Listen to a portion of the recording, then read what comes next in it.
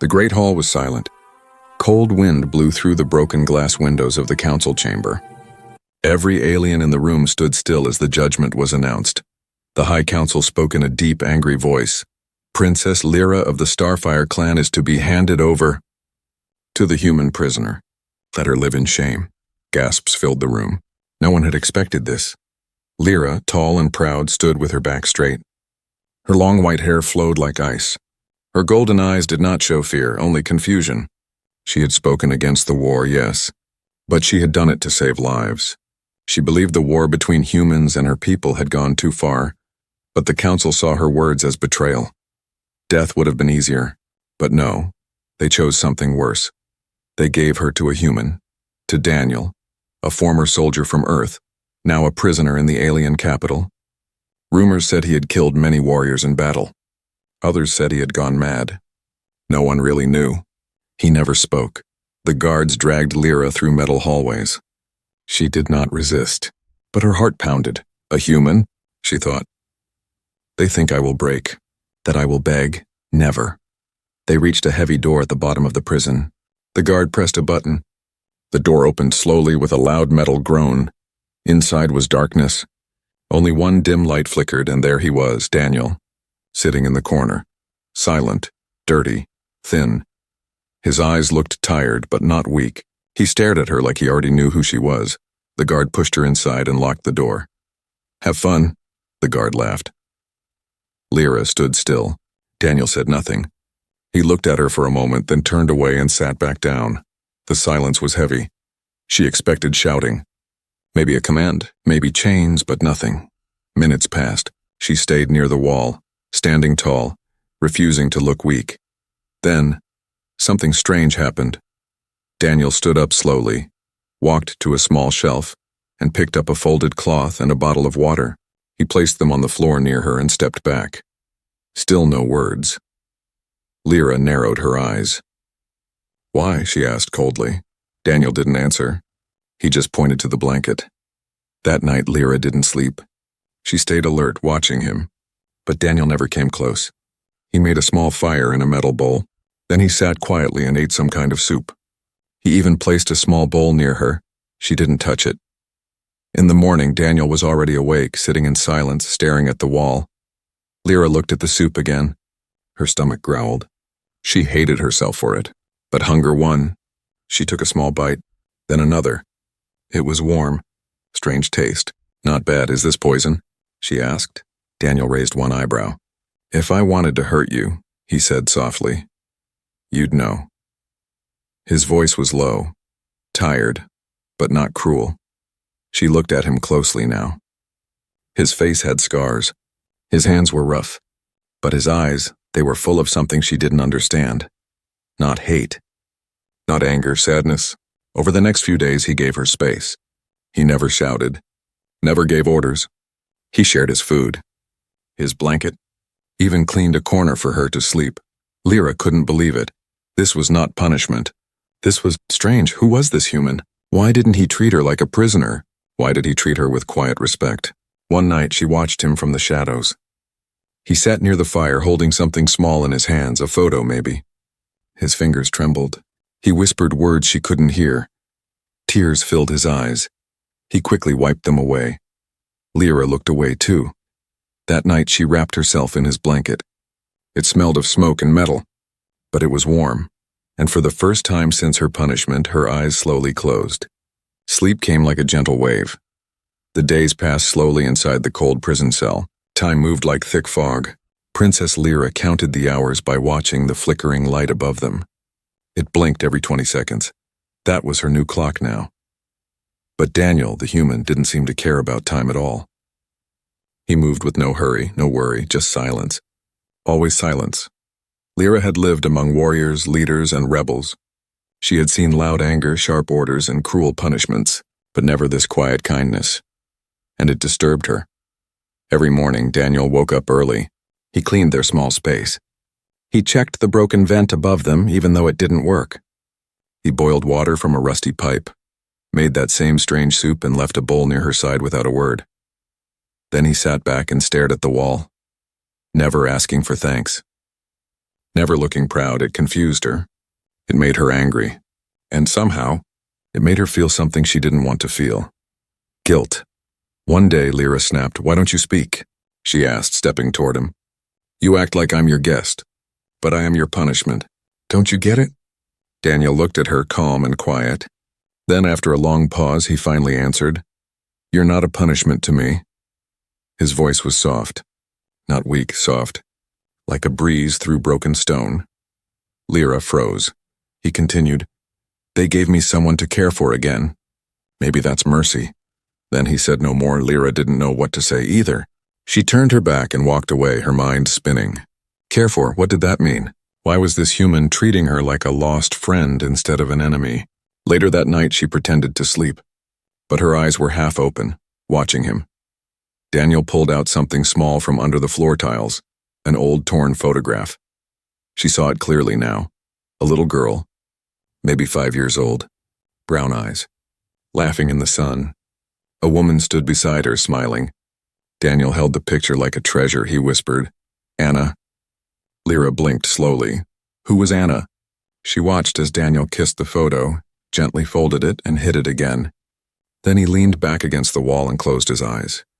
A single tear slipped down his cheek. He didn't wipe it away. Lyra felt her throat tighten. This man had lost something. Someone. He wasn't a monster. He wasn't dangerous, he was broken. The next day, Lyra tried something new. She took the soup from him and said, "Thank you." Daniel looked surprised. He smiled just a little, then went back to his usual silence. But in that silence, something had changed. They began to move around each other like stars in the same orbit. No shouting. No commands. Just small, soft actions. A nod, a shared meal. A warm blanket passed without a word. One night, while the wind howled through the cracks in the walls, Lyra spoke again. "Who is Anna?" she asked gently. Daniel opened his eyes. He didn't look angry, just "Tired." "My daughter," he whispered. Lyra waited. "She died in the first strike, Earth's capital. I was off-world, fighting. I came back to ashes." His voice broke. "Just a little." Lyra swallowed hard. "I'm sorry," Daniel nodded. "I've been angry for so long. At everyone. Even myself."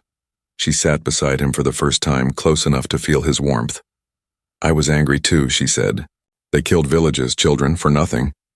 They sat together in silence after that, shared silence. Not cold, not empty, peaceful. The next morning, Lyra woke up early. She made the soup this time. Daniel raised an eyebrow but said nothing. "Don't get used to it," she said, smirking. He smiled. The silence between them was no longer strange. It was comfortable, safe, but deep inside, Lyra felt something dangerous growing, a connection. And in her world, that was a risk, because the council had eyes everywhere. And if they found out she was no longer suffering, her real punishment might just begin. The cold inside the prison was different that night. It wasn't just the walls, or the steel floors, or the broken vent that coughed dry air. It was inside Lyra. Her head ached. Her skin burned. Her bones felt too heavy. Something was wrong, but she didn't tell him. She was a warrior princess, trained to endure, never complain. She had fought in the dead lands of Droskar without water. She had stood bleeding on a battlefield and still raised her sword. But tonight her fingers shook as she picked up the food bowl. Her lips trembled as she tried to eat, and her legs barely carried her to her sleeping corner. Daniel noticed, he always noticed, quietly. "You okay?" he asked in his soft voice. Lyra nodded. "Just tired." It was a lie. Later she curled into a ball under the blanket. The fire had gone out and her body felt like it was floating. Her eyes blinked slowly. Her breath grew short. Then everything went black. She didn't remember falling. She didn't remember crying out. But when her eyes opened again, just a little, she saw his face. Daniel's hand was on her forehead. His skin was warm, his face full of worry. His other hand held a wet cloth, wiping sweat from her burning skin. She tried to move. "Shh," he whispered. "Don't speak. You're sick." He lifted her head gently, like cradling glass. He poured water into her mouth a little at a time. It was warm. Her lips barely moved, but she drank. She felt shame rise inside her. She was supposed to be strong. She was supposed to hate him, but here he was, nursing her like she was something precious. That night, Daniel stayed awake beside her. He cleaned the cloth again and again. He whispered things softly, old Earth songs maybe. She didn't understand the words, but the sound was peaceful. Sometimes he just said her name, Lyra. It was the first time she heard her name spoken so gently. In the morning she was weaker, her fever higher, her breath slower. Daniel didn't panic. He pulled wires from the wall and used them to heat the small pot. He crushed dried roots he had collected and made a kind of tea. It smelled terrible, but it brought warmth to her chest. When her hand slipped from the blanket, he caught it and wrapped it in his. His hand was rough, but his touch was careful, like holding something he didn't want to break. Lyra wanted to pull away, but she didn't. She couldn't. It felt safe. It felt like home. And that scared her more than any illness. By the third day, her fever broke. She opened her eyes fully and found Daniel asleep beside her bedroll, his hand still touching her arm. She watched him. His face was calm, peaceful. Even with the small scar across his cheek, he looked kind, like someone who had once been full of light before life took everything away. She slowly sat up. He opened his eyes. "You're awake," he said, smiling. "You stayed?" she whispered. He nodded. "Where else would I be?" There was silence, but it wasn't cold anymore. Later that day, she asked, "Why did you care?" Daniel didn't answer right away. He stared at the wall for a while, then finally said, "Because when I looked at you, I didn't see an enemy. I saw someone who didn't deserve to suffer alone." Lyra felt her throat tighten again. She looked away. She wasn't used to this. Not this kind of kindness. Not this kind of man. Her people had expected this human to be a punishment. Someone who would break her spirit, but instead, he was healing something in her she didn't even know was broken. And now she didn't know what scared her more, the feeling of weakness in her body, or the feeling of warmth growing in her heart. Lyra was stronger now. Her fever had passed, but something else stayed inside her. A strange feeling, not fear, not hate, but peace. The silence between her and Daniel had turned soft. It didn't feel empty anymore. It felt like something new was being built, quietly, like roots under soil. That day, Daniel stood up and said something unexpected. "Come, I want to show you something." Lyra blinked. "Where?" He didn't answer. He just opened the small trapdoor behind his sleeping area. She had never noticed it before. The metal was covered in dust. A broken crate had been hiding it. "You hit a door?" she asked, suspicious. Daniel smiled. "A secret. Come see." The crawl space was tight. They had to move slowly on their hands and knees. Pipes hissed above them. The air smelled like old wires and burned oil. But after 10 minutes of crawling, Lyra felt something change. The air smelled fresh. Daniel reached up and turned an old wheel. A panel opened. Light poured in. Warm, golden light. Lyra's mouth opened in shock. They had entered a hidden space between two large engine rooms. No guards came here. It was dead space, forgotten, but not to Daniel.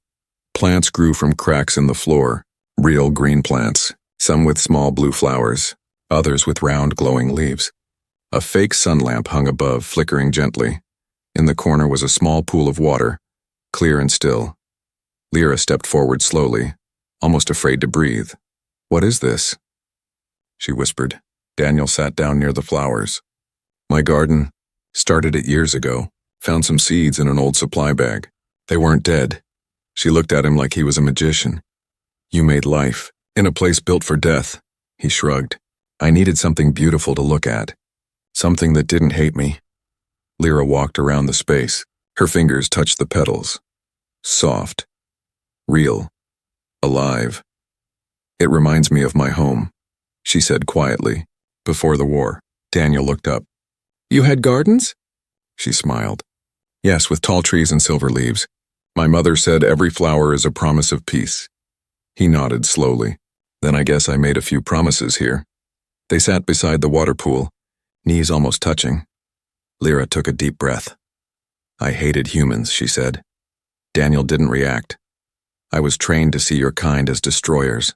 I led attacks. I burned ships. I thought it was justice." Daniel still said nothing, but now, "I don't know anymore." He finally looked at her. I hated your people too. After what happened to my daughter, I didn't care if aliens lived or died. They looked at each other in the quiet. Then he said, "But now, I see you." Those 3 words made something shake inside her. Not fear, not shame, but something close to longing. Lyra leaned closer to a flower with glowing white petals. "What do you call this one?" Daniel chuckled. "That one doesn't have a name." "You can name it." She thought for a moment, then said softly, "Peacefire." "Peacefire," he repeated. "Nice." They shared a small laugh. It was the first time they both smiled, really smiled, since the punishment began. Then, a sound broke the moment. Click. A small red light blinked from the far corner. Lyra stood quickly. "That's a camera." Daniel's eyes widened. "No one's ever noticed this place before. It means someone's watching now." The warmth vanished. Danger returned like a sudden storm. Lyra stepped back toward the crawlspace. "We need to go now." Back in their prison cell, Lyra sat against the wall, breathing hard. Daniel paced.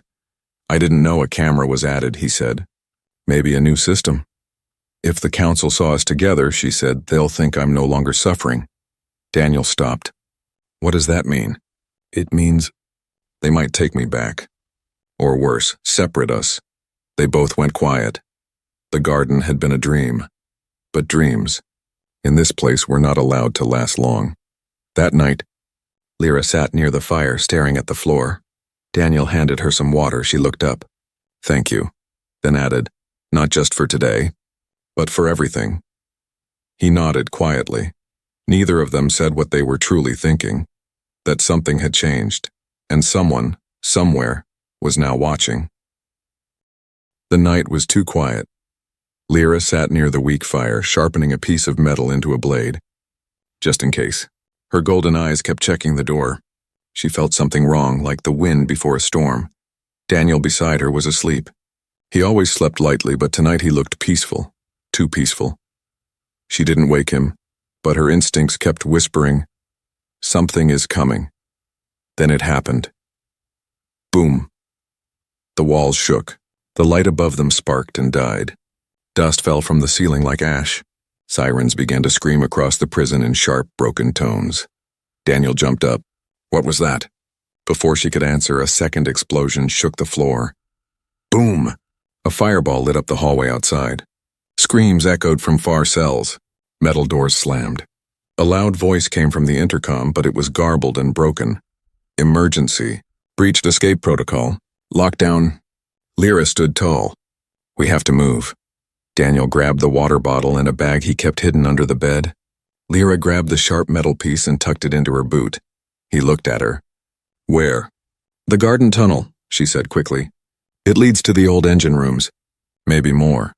They rushed toward the trapdoor, but before they could open it, the ceiling above them cracked with a violent snap. Crash. A steel beam fell. Daniel saw it too late. He shoved Lyra aside and took the hit. It struck his shoulder hard.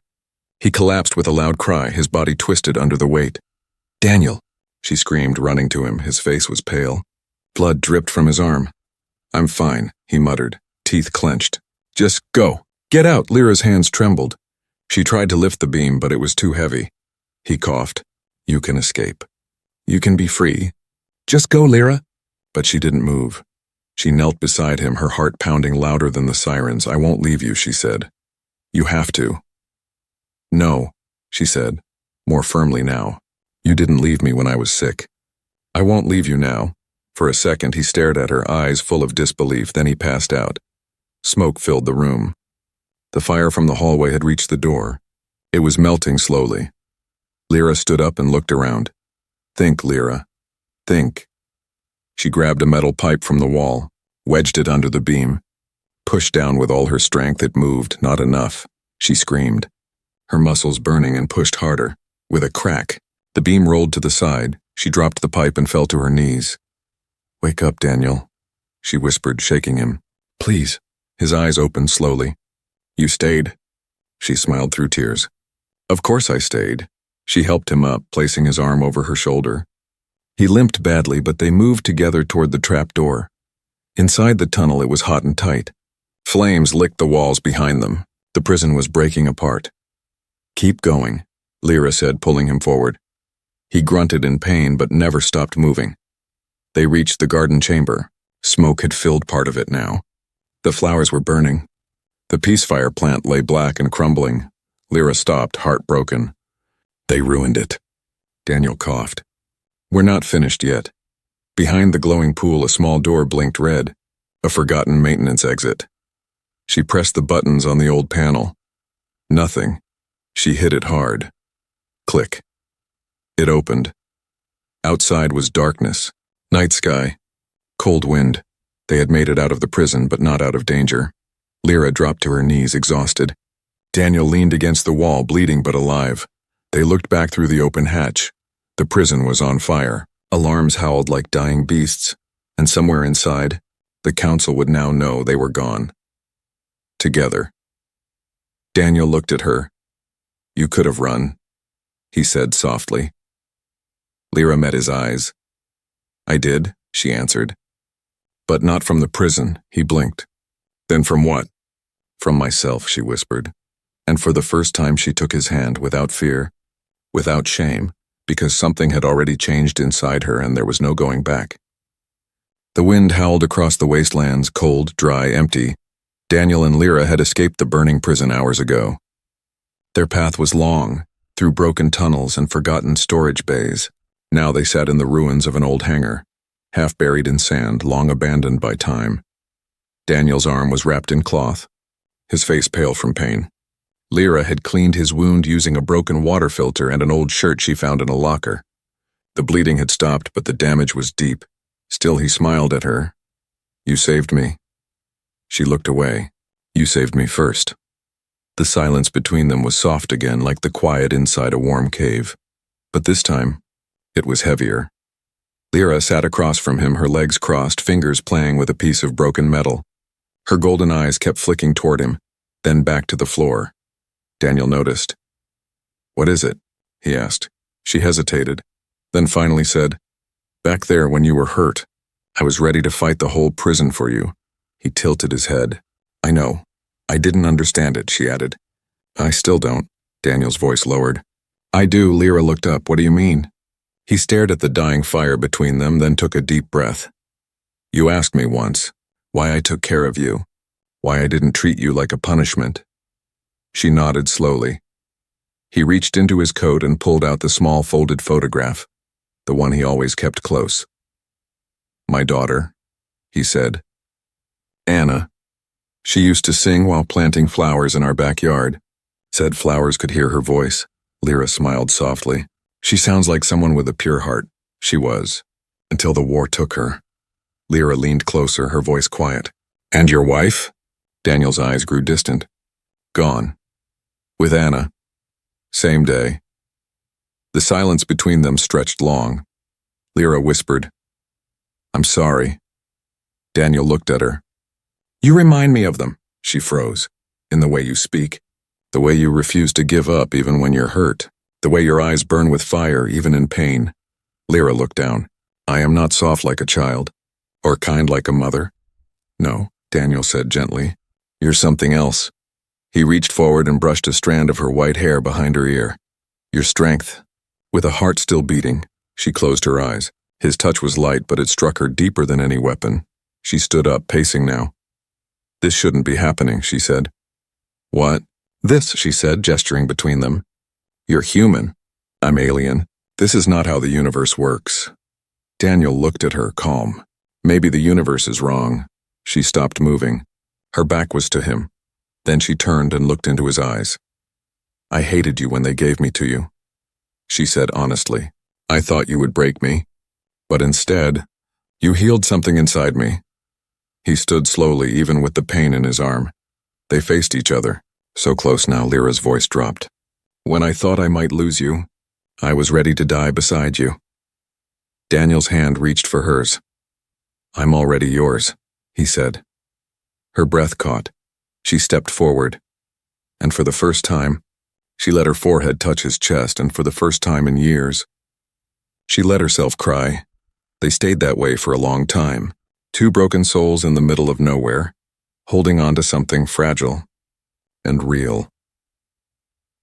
Later that night, they sat under the broken roof, watching stars through the cracks. Lyra asked, "Do you think they'll come after us?" "Yes," Daniel said, "but we'll be ready."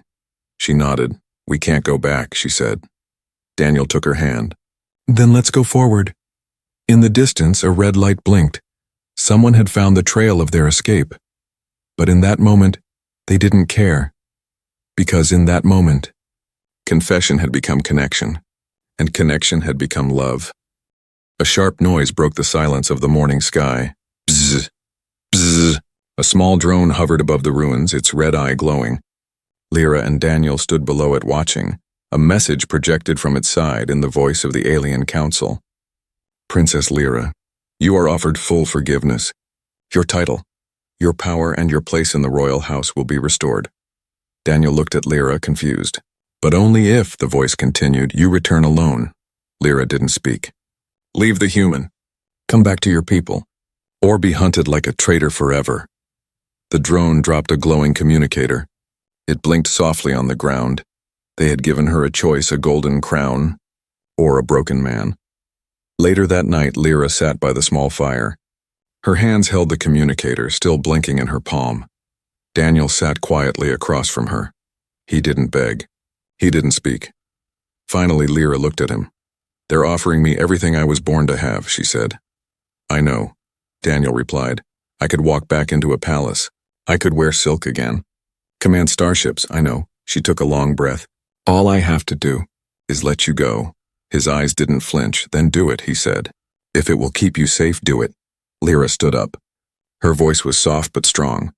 "No," Daniel blinked. "What?" She stepped toward him. "I don't want a throne built on silence. I don't want to rule people who throw others away like trash. And I don't want to live a life where you're not in it." Daniel's face changed, not with surprise, but with something deeper. Relief and love. Lyra took the communicator, walked to the edge of the ruins, and threw it as far as she could. It exploded in the distance. Small, silent light under the stars. They ran the next day, through old roads, crashed ships, tunnels that once carried soldiers. The council would hunt them now. Lyra was no longer a missing princess. She was a target. But she didn't run like someone afraid. She ran like someone finally free. Days passed. Then weeks. They found an old transport pod buried under rubble. Daniel fixed it. Lyra mapped old star charts by memory. Together they flew, low and hidden, far from the Empire's reach. In a quiet moon orbiting a dead planet, they built a home. It wasn't big. It wasn't rich, but it was theirs. One evening, a soft red light spilled from the horizon. Daniel sat on the edge of a cliff, fixing a water collector. Lyra walked up behind him. Holding something wrapped in cloth, he turned. "What's that?" he asked. She unwrapped it. Inside was a flower, small, glowing white petals. Grown from a single seed she had saved from the burning garden. Daniel touched it gently. "You saved one," Lyra smiled. "Peacefire still lives." She planted it in the soft soil. "It's a promise," she whispered. Daniel looked at her. "A promise of what?" She took his hand, placed it on her heart, and said, "That I will never choose power over love. Not again." He kissed her forehead, and for the first time in forever, there was no war, no prison, no punishment, just a woman who once was a princess. And a man who once was broken, now whole because they chose each other.